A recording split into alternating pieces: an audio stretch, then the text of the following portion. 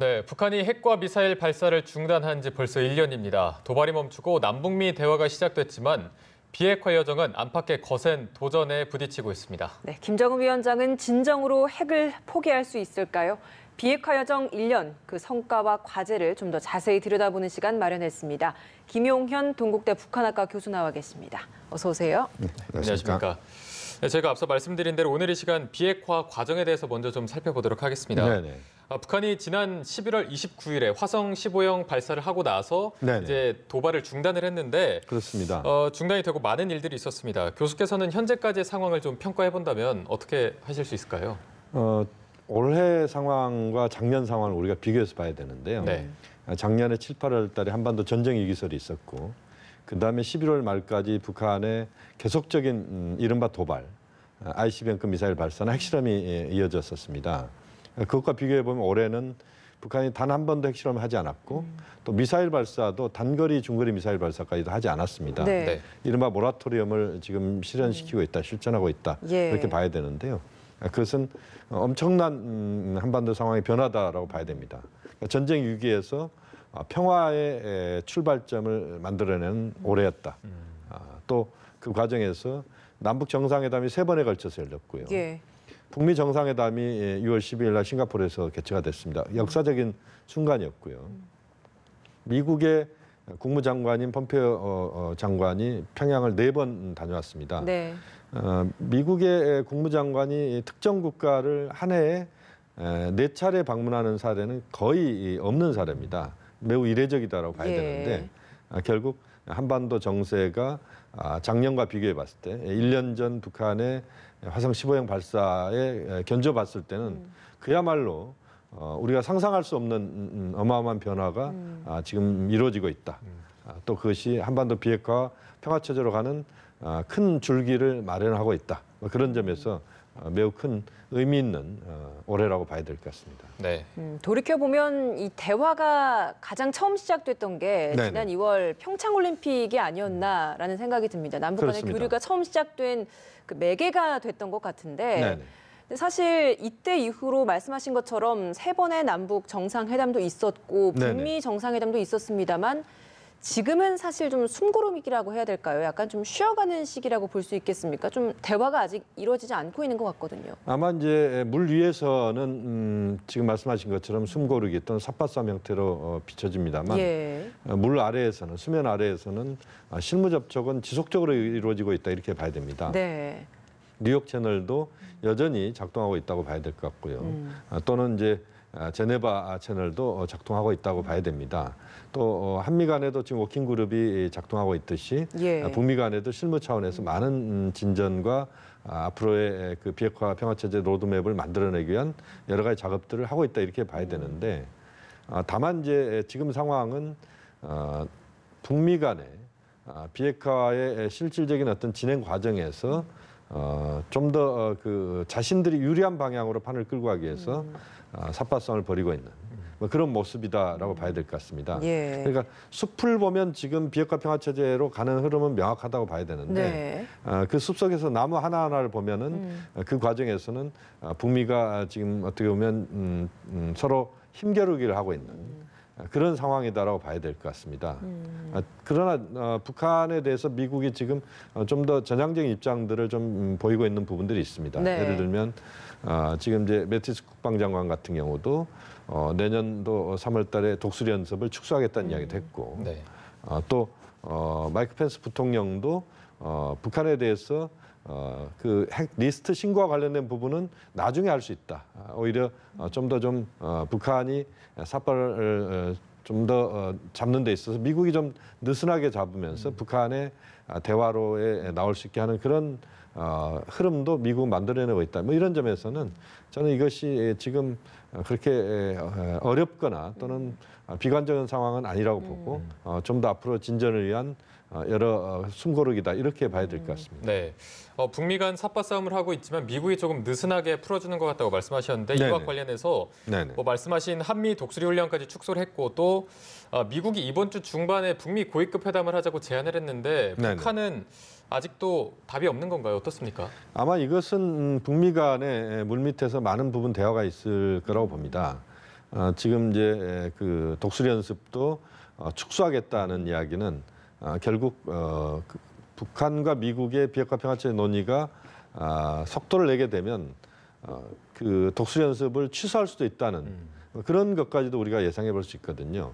미국은 나름대로 북한에 대해서 좀 더 북한이 움직일 수 있는 그런 여지를 좀 만들어주는 그런 그 전술적인 측면에서의 이제 변화를 보이고 있다 이렇게 봐야 될 것 같고요. 예. 네.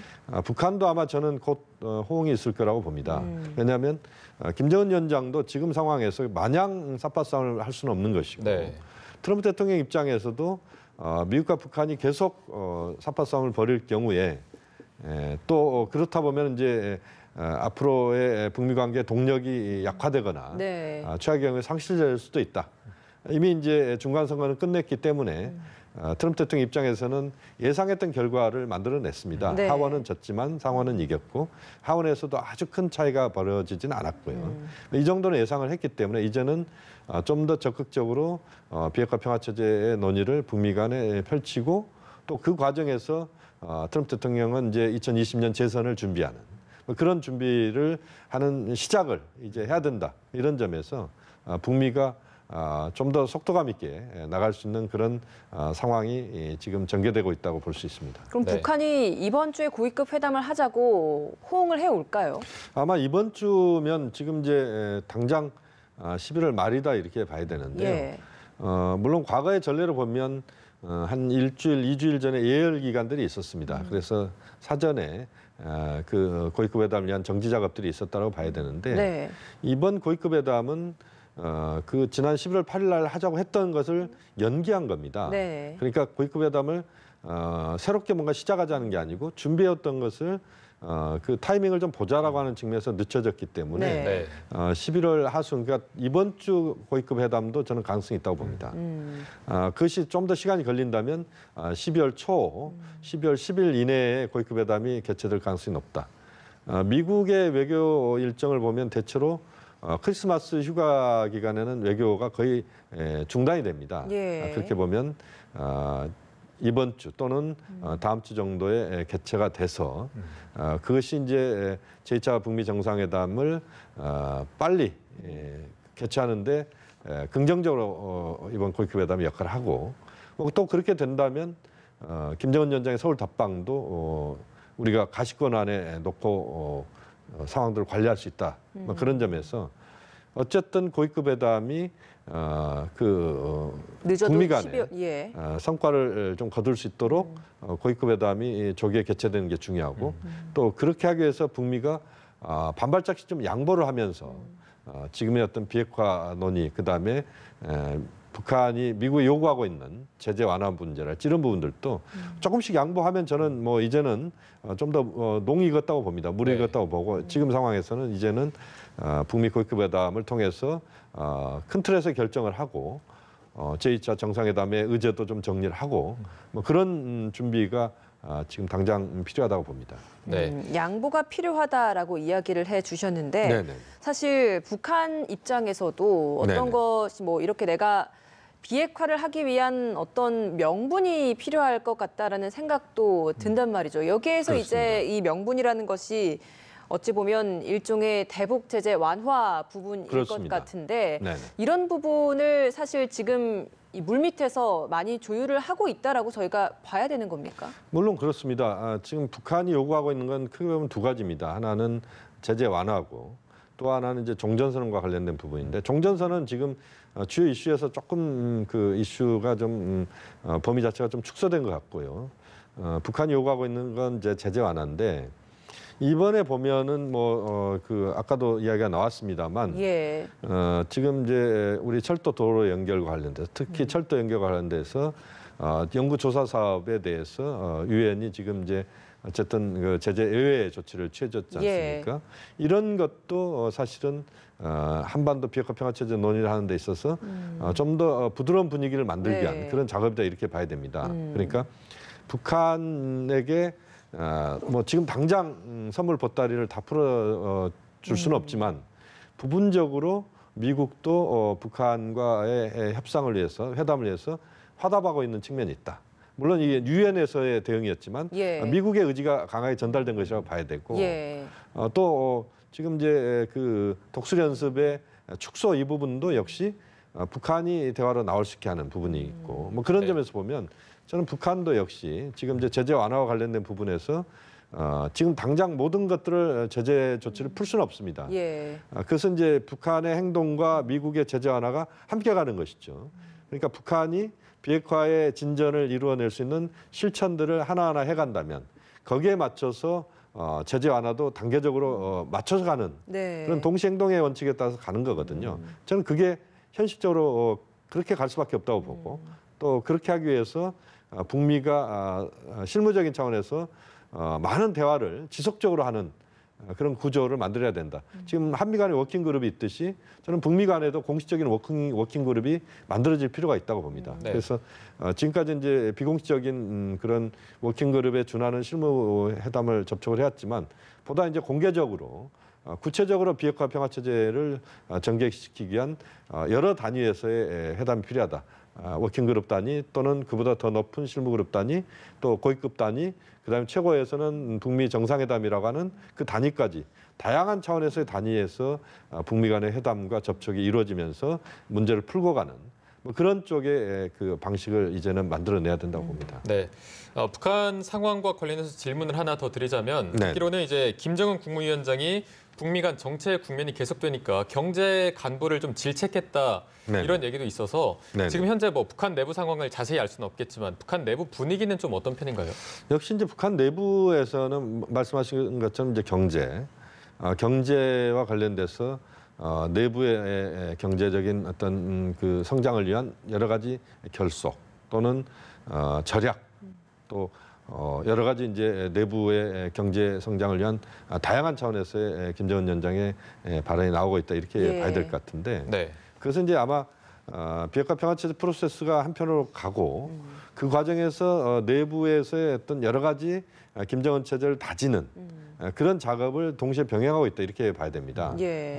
또 그것이 내부적인 결속이 그 상당 부분 또 진행된 선상에서 북한이 미국과 협상을 하는 또 미국의 협상의 성과가 나오면 그것이 또 내부 결속에 또 활용되고 하는 뭐 그런 여러 가지 북한은 내부와 외부의 관계를 선순환 쪽으로 보는 네. 뭐 그런 작업을 하고 있다. 전략적인 판단을 김정은 위원장이 하고 있다고 봐야 됩니다. 네. 예, 알겠습니다. 문재인 대통령 중재 역할을 좀 짚어보고 싶습니다. 네네. 외교 안보, 외교 행보를 많이 하면서 한반도 네네. 평화에 대한 프로세스 굉장히 많이 강조를 하셨는데 그렇습니다. 이번에 또 27일 날 G20 정상회의를 위해서 또 출국을 하게 됩니다. 네네. 여기에서 저희가 좀 짚어봐야 될 주요 관전 포인트라고 해야 될까요? 어떤 게 네네. 있을까요? 뭐 지금 뭐 아시다시피 문재인 대통령께서 유럽 갔다가 그 다음에 또 싱가포르 또 아세안, 그 아세안 네, 예. 갔다가 이번에 이제 G20 회의는 아르헨티나 부에노스아이레스 열립니다. 그러니까 유럽, 아시아, 지금 남아메리카 이 지금 전 지구를 지금 돌고 계신다 이렇게 봐야 예. 되는데 네. 상당히 지금 외교 역량을 지금 집중하고 있다. 그 외교 역량의 집중의 포인트는 역시 한반도 비핵화 평화 체제에 대한 국제사회 지지입니다. 이번 G20 회의도 원래 회의의 목표는 경제 관련된 회의입니다. 예. 그렇지만 트럼프 대통령이 이번에 참석을 하고 약 20시간 정도 아마 그 부에노스아이레스에 머무는 걸로 지금 알려져 있는데 네. 그 과정에서 어떻게라도 저는 한미 정상회담이 개최돼야 된다고 봅니다. 그래서 지금 이제 비핵화 평화 체제 논의에 대한 한미 정상의 공감대를 다시 한번 좀 정리를 하고 또 그 과정에서 김정은 위원장 서울 답방에 대해서도 트럼프 대통령과 많은 부분 대화를 하고 네. 그러니까 트럼프 대통령에 대해서는 서울 답방이 북미 정상회담 제2차 북미 정상회담에 긍정적으로 기여할 수 있는 그런 것에 대한 설명이 필요하다고 봅니다. 예. 그런 작업들을 통해서 좀 더 그 한미 간의 공감대 형성을 충분히 할 필요가 있고 최고 지도자 차원에서 할 필요가 있다고 보고 그다음에 또 G20 정상회담이라고 하는 것 자체가 그 국제사회를 이끌고 가고 있는 주요 국가 20개국의 최정상들이 모이는 겁니다. 그 정상 모임에서 우리의 한반도 비핵화 평화 체제에 대한 노력, 또 우리의 세계 경제에 대한 기회에 대한 노력 이런 부분들을 충분히 설명하는 예. 뭐 그런 자리가 부에노스아이레스에서 문재인 대통령께서 중점적으로 해야 될 일이다. 그렇게 봐야 됩니다. 네. 자, 그리고 이제 북중 간 대표단 회담도 또 2년 만에 재개가 됐습니다. 북중 네네. 국경 공동위원회 회의인데 네네. 여기서 아무래도 좀 제재 완화와 관련된 얘기가 줄을 이루지 않았을까 하는데 어떻게 좀 예측하시나요? 지금 이제 그 이번 회담 같은 경우는 국경 공동위원회 회의인데 2016년에 10월 달에 개최되고 나서 2년 만에 개최가 되는 겁니다. 이게 거의 정기적으로 한 그 2년 정도에 개최가 된 이번에가 이제 네 번째 예. 회의인데요. 네. 우선은 이제 국경 문제와 관련돼서 북중 간에 뚜렷한 어떤 그런 쟁점이 있는 건 아닙니다, 지금. 그렇지만 이제 이것을 계속 한 번씩 이제 점검한다 이렇게 봐야 되는데, 이번에 이제 박영주 부상이 참석을 하게 되는데, 이 네. 사람이 원래 유엔 쪽 전문가입니다. 유엔을 비롯한 국제기구 전문가인데, 아마 그 국제사회 특히 유엔의 제재 문제랄지 뭐 이런 부분들도 좀 더 포괄적으로 다룬다 이렇게 봐야 될 것 같고요.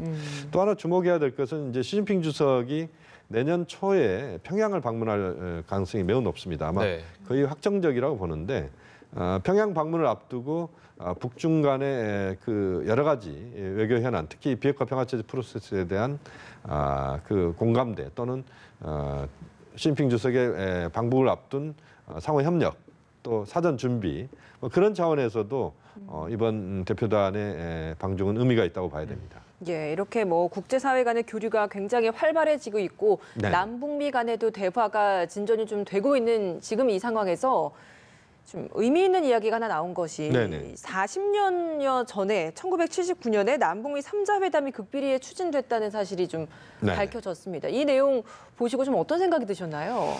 그러니까 지금 이제 타임머신을 타고 간다면 거의 한 30여 년 전, 79년도니까 거의 40년 만에 이게 이제 그 공개가 된 건데 당시에 보면은 이제 카터 대통령이 한반도에서의 뭔가 그 군사적 대결 상태에 대한 해소.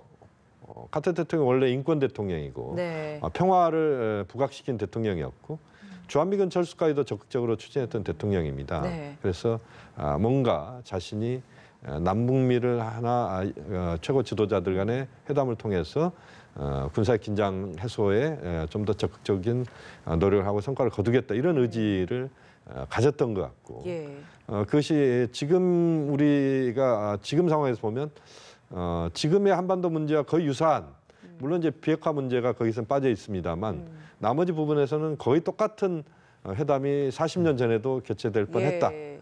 그것은 좀 아쉬움이 있죠. 물론 그때 개최가 됐더라면 또 한반도 역사는 또 바뀌어질 수 있는데 네네. 그렇지만 어쨌든 그것이 시사하는 바는 매우 크다고 봅니다. 그래서 오히려 지금 미완의 40년 전에 그 준비가 이번에 완성이 되는 그래서 결국 북미 그다음에 남북 정상회담이 남북미 정상회담으로 내년도 정도에는 그러니까 79년 기준으로 하면 2019년이면 딱 40년이지 않겠습니까? 예. 그래서 내년도 정도에는 그 회담이 봄 정도에 개최가 돼서 좀 더 한반도 비핵화 평화체제의 진전에 성과를 거두는 그런 회담이 됐으면 하는 기대입니다. 네, 알겠습니다.